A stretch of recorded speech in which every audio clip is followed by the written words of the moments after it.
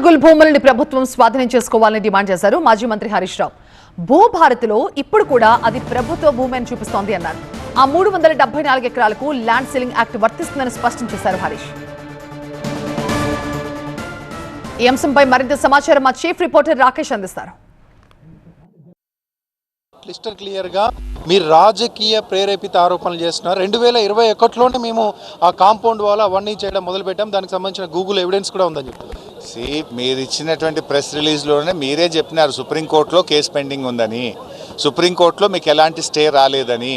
అంటే high court division bench judgment stands good. High court division bench ఏం చెప్పింది?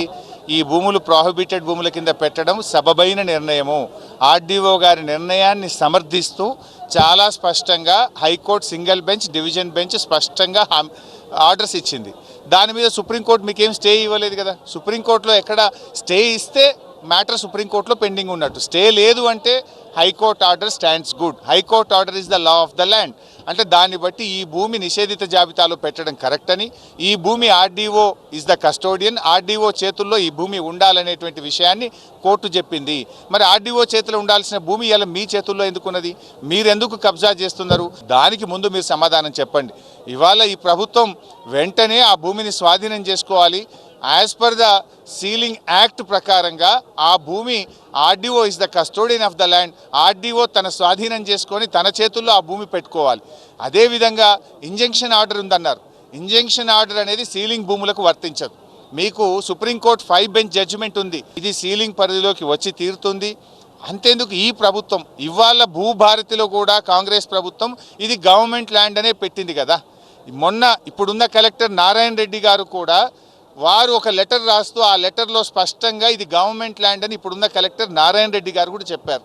ఇప్పుడున్న ఆర్డీఓ సుప్రీంకోర్టులో కూడా ఇది గవర్నమెంట్ ల్యాండ్, ఈ భూమిలో వీళ్ళకి ఎలాంటి హక్కు లేదని ఈ రోజు కందుకూరు ఆర్డీఓ ఉన్న వ్యక్తి సుప్రీంకోర్టులో కూడా ఫైల్ చేసినారు.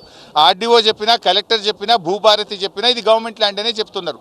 నాటి బీఆర్ఎస్ ప్రభుత్వంలో చెప్పిండ్రు, నేటి కాంగ్రెస్ ప్రభుత్వంలో చెప్పిండ్రు. అంతకు ముందున్నటువంటి ల్యాండ్ రిఫార్మ్ యాక్ట్ దీనికి వర్తించదు అనేది కోహినూరు కంపెనీ చెప్తుంది. అది ముమ్మాటికి వర్తిస్తుంది. ఎట్లా అంటే 2015 వరకు నువ్వేమన్నాడు?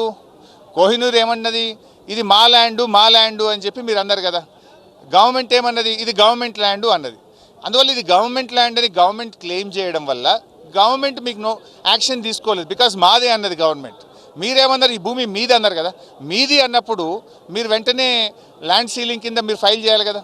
ఈ భూమి మీదైనప్పుడు, మీదని మీరు క్లెయిమ్ చేసినప్పుడు 374 ఎకరాలు ఒకరికైతే చెందదు కదా.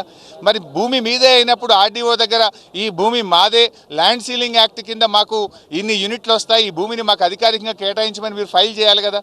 మీరు ఫైల్ చేయలేదంటేనే తప్పు చేసినట్టు.